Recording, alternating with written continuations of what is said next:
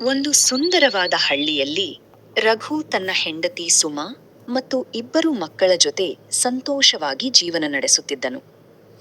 ಅವರಿಗೆ ಒಬ್ಬ ಮಗಳು ನಂದಿನಿ ಮತ್ತು ಒಬ್ಬ ಮಗ ಅರುಣ್ ಇದ್ದರು. ರಘು ದಿನವೂ ಕೆಲಸಕ್ಕೆ ಹೋಗಿ ಕುಟುಂಬವನ್ನು ಚೆನ್ನಾಗಿ ನೋಡಿಕೊಳ್ಳುತ್ತಿದ್ದನು.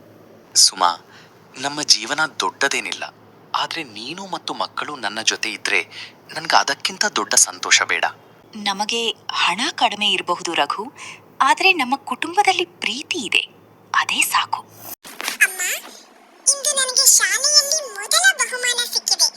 ಹೌದಾ ಕಂದ, ತುಂಬಾ ಸಂತೋಷ ಆಯ್ತು. ಹೀಗೆ ಚೆನ್ನಾಗಿ ಓದ್ಬೇಕು. ನನಗೂ ಬಹುಮಾನ ಬರ್ತದೆ, ನೀನು ನೋಡುತ್ತಿರು. ಎಲ್ಲರೂ ನಗುತ್ತಿದ್ದರು.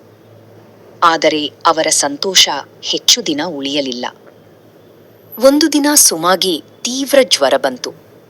ದಿನದಿಂದ ದಿನಕ್ಕೆ ಆರೋಗ್ಯ ಹದಗೆಡತೊಡಗಿತು.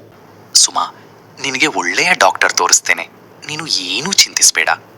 ರಘು, ನನ್ನ ಬಗ್ಗೆ ಬೇಡ, ಮಕ್ಕಳನ್ನ ಚೆನ್ನಾಗಿ ನೋಡ್ಕೋ. ಅವರಿಗೆ ತಾಯಿಯ ಕೊರತೆ ಆಗಬಾರ್ದು. ಹೀಗೆ ಮಾತಾಡಬೇಡ ಸುಮಾ, ನಿನಗೆ ಏನೂ ಆಗಲ್ಲ. ಒಂದು ವೇಳೆ ನನಗೆ ಏನಾದ್ರೂ ಆದ್ರೆ ಮಕ್ಕಳನ್ನು ಎಂದಿಗೂ ಒಂಟಿಯಾಗಿ ಬಿಡಬೇಡ. ಹೀಗೆ ಹೇಳಿ ಸುಮಾ ಕಣ್ಣು ಮುಚ್ಚಿದಳು. ಸುಮಾ, ಸುಮಾ, ಒಮ್ಮೆ ಕಣ್ಣು ತೆರೆ. ಅಮ್ಮ, ನಮ್ ಜೊತೆ ಮಾತಾಡು. ಅಪ್ಪ, ಅಮ್ಮ ಯಾಕೆ ಎದ್ದುಕೊಳ್ಳುತ್ತಿಲ್ಲ? ರಘು ಮಕ್ಕಳನ್ನು ಅಪ್ಪಿಕೊಂಡು ಜೋರಾಗಿ ಅತ್ತನು. ಕೆಲ ತಿಂಗಳು ಕಳೆದವು. ರಘು ಒಬ್ಬನೇ ಮಕ್ಕಳನ್ನು ನೋಡಿಕೊಳ್ಳಲು ತುಂಬಾ ಕಷ್ಟಪಡುತ್ತಿದ್ದನು.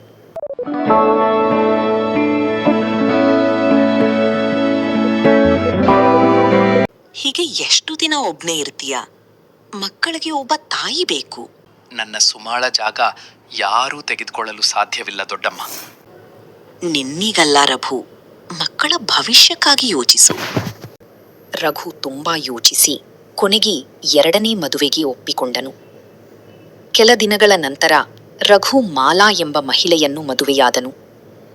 ಮದುವೆಯ ನಂತರ ಮಾಲಾ ಮಕ್ಕಳ ಜೊತೆ ಚೆನ್ನಾಗಿ ನಡೆದುಕೊಳ್ಳುತ್ತಿದ್ದಳು. ನಿಮ್ಗೆ ಯಾವ ಕೊರತೆಯೂ ಆಗದಂತೆ ನೋಡ್ಕೊಳ್ತೇನೆ. ನಿಜವಾ ಅಮ್ಮ? ನೀನು ನಮ್ಮನ್ನ ಬಿಟ್ಟು ಹೋಗಲ್ಲ ಅಲ್ವಾ? ಇಲ್ಲ ಕಂದ, ನಾನು ಯಾವತ್ತೂ ನಿಮ್ ಜೊತೆ ಇರ್ತೇನೆ. ಮಕ್ಕಳನ್ನು ಹೀಗೆ ಪ್ರೀತಿಯಿಂದ ನೋಡಿಕೊಂಡಿದ್ದಕ್ಕೆ ಧನ್ಯವಾದ. 1 ವರ್ಷದ ನಂತರ ಮಾಲಾಗೆ ಗಂಡು ಮಗು ಜನಿಸಿತು. ಅವನಿಗೆ ಕಿರಣ್ ಎಂದು ಹೆಸರಿಟ್ಟರು. ನನ್ ಮಗನೇ ಈ ಮನೆಯ ನಿಜವಾದ ವಾರಸುದಾರ. ಆ ದಿನದಿಂದ ಮಾಲಾ ನಿಧಾನವಾಗಿ ಬದಲಾಗತೊಡಗಿದಳು. ಅಮ್ಮ, ನನಗೆ ತುಂಬಾ ಹಸಿವಾಗಿದೆ, ಸ್ವಲ್ಪ ಊಟ ಕೊಡಿ. ಮೊದಲು ಹೊರಗಿನ ಕೆಲಸ ಮುಗಿಸು, ನಂತರ ಊಟ. ಆದರೆ ಕಿರಣ್ ಈಗಲೇ ತಿನ್ನುತ್ತಿದ್ದಾನೆ ಅಲ್ವಾ? ಅವನು ನನ್ನ ಚಿಕ್ಕ ಮಗು, ಅವನ ಜೊತೆ ನಿನ್ನ ಹೋಲಿಕೆ ಬೇಡ. ಅರುಣ್ ಬೇಸರದಿಂದ ಹೊರಟ. ರಾತ್ರಿ ಅರುಣ್ ಅಪ್ಪನ ಬಳಿ ಹೋದ. ಅಪ್ಪ, ಅಮ್ಮ ಈಗ ನಮಗೆ ಮೊದಲಿನಂತೆ ಪ್ರೀತಿ ಮಾಡುತ್ತಿಲ್ಲ. ಹೀಗೆ ಯಾಕೆ ಹೇಳುತ್ತೀಯ ಮಗ? ನೀನು ತಪ್ಪಾಗಿ ಅರ್ಥ ಮಾಡ್ಕೊಂಡಿದ್ದೀಯ. ಅರುಣ್ ಮೌನವಾಗಿ ನಿಂತ. ವರ್ಷಗಳು ಕಳೆದವು. ಕಿರಣ್ ದೊಡ್ಡವನಾಗಿ ಅಹಂಕಾರಿಯಾಯಿತು. ಈ ಮನೆ, ಜಮೀನು, ಆಸ್ತಿ ಎಲ್ಲವೂ ನನ್ನದು. ಕಿರಣ್, ನಾವು ನಿನ್ನ ಅಕ್ಕ ಅಣ್ಣ. ನಾವು ಕೂಡ ಈ ಮನೆಯವರೇ. ನಮ್ಮನ್ನು ದೂರ ಮಾಡಬೇಡ. ಈ ಮನೆ, ಜಮೀನು, ಆಸ್ತಿ ಎಲ್ಲವೂ ನನ್ನದು. ನನಗೆ ಸಂಬಂಧ ಬೇಡ. ಕಿರಣ್, ಹೀಗೆ ಮಾತಾಡಬೇಡ. ನೀನು ಯಾರು ನನಗೆ ಹೇಳಕ್ಕೆ? ನೀವಿಬ್ಬರೂ ಈ ಮನೆಯಿಂದ ಹೋಗಿ. ಮನೆಯಲ್ಲಿ ದೊಡ್ಡ ಜಗಳ ಆಯಿತು. ಕೊನೆಗೆ ನಂದಿನಿ ಮದುವೆಯಾಗಿ ಮನೆ ಬಿಟ್ಟಳು. ಒಂದು ದಿನ ನಿಮಗೆ ನನ್ನ ಬೆಲೆ ಗೊತ್ತಾಗುತ್ತದೆ. ಅರುಣ್ ಕೂಡ ಮನೆಯಿಂದ ಹೊರಟ. ಸ್ವಲ್ಪ ವರ್ಷಗಳ ನಂತರ ರಘು ಸತ್ತನು. ಮಾಲಾ ವಯಸ್ಸಾಗಿ ಹಾಸಿಗೆ ಹಿಡಿದಳು. ಕಿರಣ್, ನನಗೆ ಸ್ವಲ್ಪ ನೀರು ಕೊಡಪ್ಪ. ನನಗೆ ತುಂಬಾ ಕೆಲಸ ಇದೆಯಮ್ಮ, ಪ್ರತಿ ಸಾರಿ ನನ್ನನ್ನು ಕರೆಯಬೇಡ. ಕಂದ, ನಿನ್ನಗಾಗಿ ನಾನು ಎಲ್ಲರನ್ನೂ ದೂರ ಮಾಡಿದೆ. ಅದು ನಿನ್ನ ನಿರ್ಧಾರ, ನನಗೆ ಸಂಬಂಧ ಇಲ್ಲ. ಹೀಗೆ ಹೇಳಿ ಕಿರಣ್ ಹೊರಟು ಹೋದ. ಮಾಲಾ ಕಣ್ಣೀರು ಹಾಕಿದಳು. ನಾನ್ ಮಾಡಿದ ತಪ್ಪಿಗೆ ಇದೇ ಶಿಕ್ಷೆ. ಅಷ್ಟರಲ್ಲಿ ಬಾಗಿಲು ತೆರೆದು ಅರುಣ್ ಒಳಗೆ ಬಂದ. ಅರುಣ್, ನೀನು ಬಂದೆಯಾ?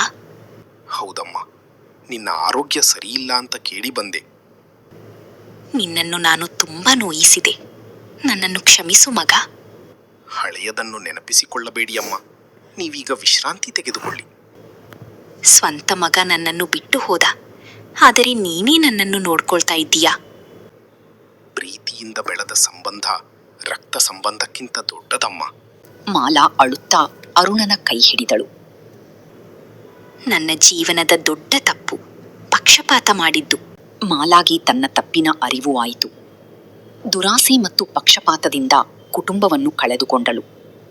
ಆದರೆ ಅರುಣನ ಒಳ್ಳೆಯ ಮನಸ್ಸು ಕೊನೆಯವರೆಗೂ ಅವಳ ಜೊತೆ ನಿಂತಿತು. ಮೂರಲ್: ಸ್ವಂತ ಪರ ಎಂಬ ಭೇದ ಭಾವ ಕುಟುಂಬವನ್ನು ಒಡೆಯುತ್ತದೆ. ಇದು ಇಂದಿನಿಂದ ಸಿಂಪಲ್ ಸ್ಟೋರಿ. ಈ ಸ್ಟೋರಿ ನಿಮಗೆ ಇಷ್ಟ ಆದ್ರೆ ಲೈಕ್ ಮಾಡಿ, ಶೇರ್ ಮಾಡಿ, ಸಬ್ಸ್ಕ್ರೈಬ್ ಮಾಡೋದನ್ನ ಮರಿಬೇಡಿ. ಧನ್ಯವಾದಗಳು.